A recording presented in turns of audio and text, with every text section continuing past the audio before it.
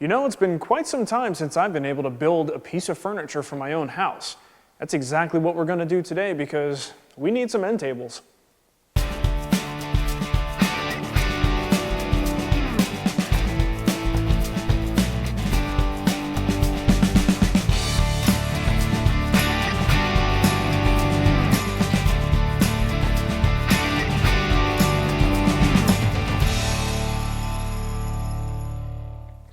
So before we get started, we should probably talk a little bit about design concepts. Now, at some point in your woodworking career, you decide that the plans that are out there are just not adequate anymore. You can't find exactly what you're looking for and you need to design something yourself. It's really a great time in your woodworking growth because you really start to learn how to put parts together, how to design relative sizes of parts, and you're not just counting on someone else's experience and something they've written down to design your furniture piece for you. So you have a general idea, you have a general size, and you kind of know what you want it to look like. Maybe you don't even know that. And that's when it's time to start picking up every resource you can get your hands on and put some sketches down on paper. So I know I want an end table. I know I want something that maybe has some kind of carved legs or some nice soft curves in it that complements the furniture that I've already built for my living room. I also know the relative size because I know exactly where I want it to go. So those are sort of the restraining factors. And now all it comes down to is creativity. Now, let me give you a little bit of an explanation on how I see creativity and design, especially when it comes to things like originality. I come from a science background, so for me, I see these great discoveries and some of the most, the best inventions, the best processes have been developed because they built on the experience and the work of other scientists before them. Otherwise, no one would come out of from start to finish and be able to understand genetic code if it wasn't already built upon by previous work. So I kind of see furniture in sort of the same way. Of course, there's original ideas that have never really been done before, and a few people are capable of coming up with those. But to me, when you've got access to things like these design books, magazines, furniture that you see on the internet, those are your starting points. People have paved the way for us to take those ideas and just make them blossom into something even more beautiful. So I don't think there's anything to be ashamed of by finding a piece of furniture that you love, you think is great, but you might be able to tweak it a little bit to make it your own and make it different enough from this person's original work that you can call it your own. And I don't think there's anything to be embarrassed of when you do that. So in looking through my design book, I found this really cool little table. It's got a glass top, curved legs, has kind of that sculpted one-piece look that I'm looking for. I think it's going to be, perfect, but I don't have any plans. All I have is this little tiny picture. And in fact, I think that's a good thing because the variability, just by me taking what I see and trying to do my own interpretation of that, is going to give this piece a little bit of a different look and a different shape that will make it my own. So if I had the exact dimensions and scale drawings of this, I might be tempted to copy it exactly, and that's not what this is about. It's about being inspired by this and making my own version. And if things are off a little bit, well, no, they're not off. That's perfect for my piece of furniture. It might be off from this drawing, but who cares? I'm not trying to reproduce this, I'm trying to build something new.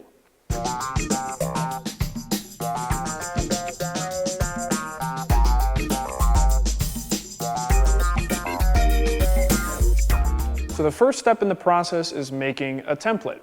Without a template, the legs are going to all vary from one to the other. We've got 4 of them to make, so it's very important that we get a nice, solid template that we can work from.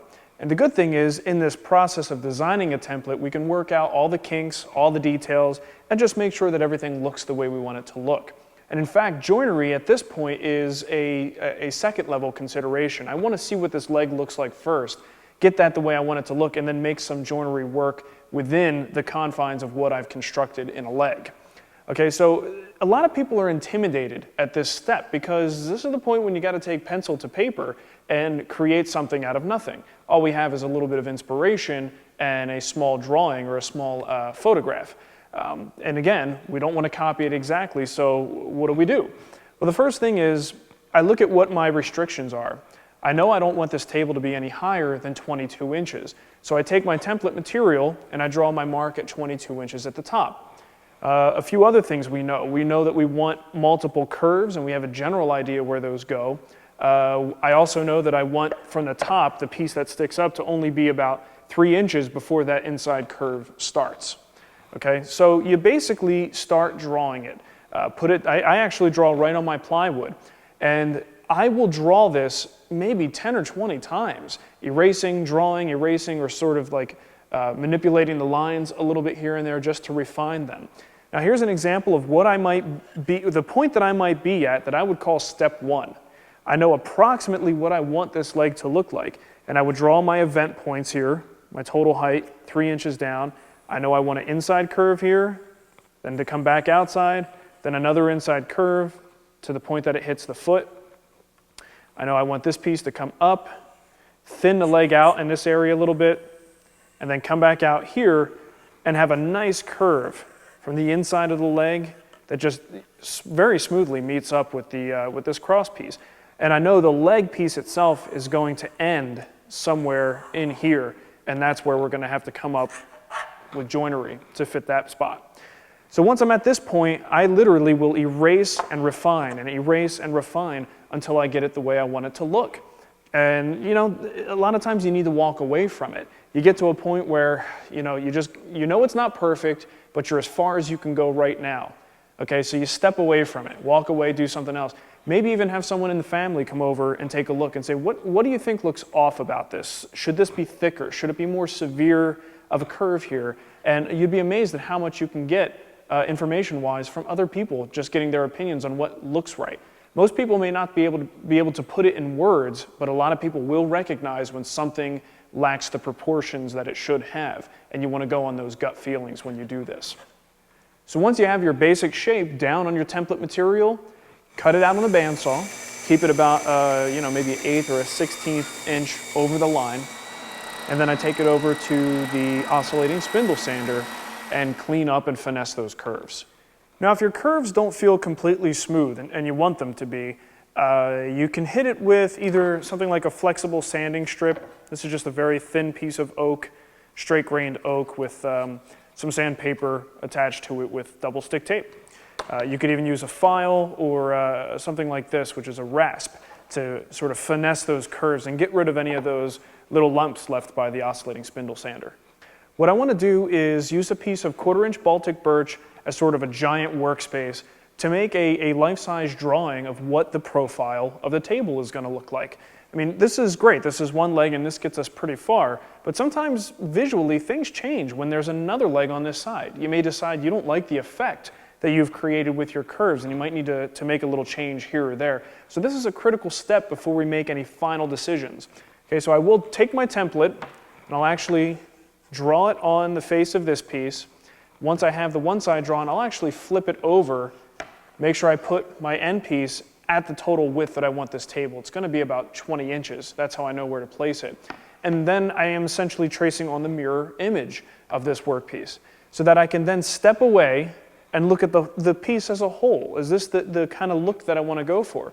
I also want to make sure that I use my little angle guide here and determine what the best angle is for these center stretchers, because that in and of itself is going to become a separate part that I'm going to need to cut out later on. And I may even want to make a template for that as well. All right, so I've used a Sharpie instead of just a pencil so you guys can see it a little bit more clearly. So what's going to happen here, I've got this sort of, I don't know, kind of looks like the Indianapolis Colts symbol. Maybe I shouldn't have done that, but overall it's kind of got the effect that I'm going for. Again, a lot of these details have yet to be worked out, so things can be finessed and thinned out, maybe add a little curvature in there, whatever's going to look good at the time, but it's not set in stone yet, so I don't have to worry about it. Over the top, we're going to have a recess cut into the top of each leg, and then a solid top is going to sit in place like that. So I'm pretty happy with the way this looks so far, and I think we can proceed with cutting a sample leg. Now, I've actually already made a sample. You don't necessarily have to, but if you have the time and the material to do that, I really recommend it. It tells you a lot about the workpiece that you can't get from a two-dimensional drawing. You may at this point even still come up with something that you think really needs to be adjusted in your template, and better to find it now than after you've cut your final working material for the table legs. Okay, but a few things that you want to keep in mind here. We haven't really talked much about joinery. Now at some point, we're going to have joinery between this leg and this piece here, okay? What I'm envisioning is just a traditional mortise and tenon, perhaps in this case, maybe even a loose tenon. I'm not 100% sure what I want to do there yet, but I know I need to figure it out before I cut this leg out. Because, you know, this is nice and flat, and when this is a full piece of lumber, you know, like this would be a blank, it's going to be very easy to create a mortise in this piece, but try creating a mortise in this and, you know, you're going to have quite a challenge on your hands. So it's important to have this down, but make sure that you understand we do need to resolve that joinery issue before we start cutting our legs out.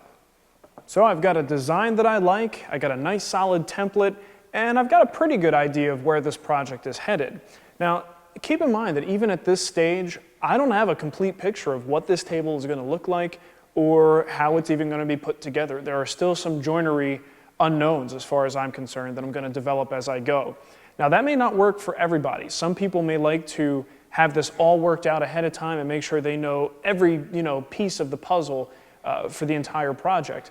In general, I don't have enough time to do that. That would require me to make, a complete mock-up of the project, reevaluate it, and go back and do it again, and that's just not the way that I work. So for me, it's important to be flexible, to adjust on the fly, and I gotta tell you, some of my best design choices have come about by accidents. There have been times when I've screwed something up, or I drilled too far, or I nicked something, and I all of a sudden go, wait a minute, I could use an inlay to fix this, and now that inlay becomes an integral part of that design. So I actually find design opportunities coming out of accidents. So not to necessarily promote doing that, but that just may happen, so it's important to be able to be flexible and adjust on the fly as problems arise. Okay, so decide what the right method is for you and do whatever works for you. For me, I would have it no other way. I love flying by the seat of my pants and just seeing what a project turns into. So next time what we're going to do is not only cut out the legs, but we are going to start talking about this joint here between the cross piece and the leg itself. What the best joint is, why I'm using it, and then of course we'll probably be able to cut the joint and then cut out the leg itself.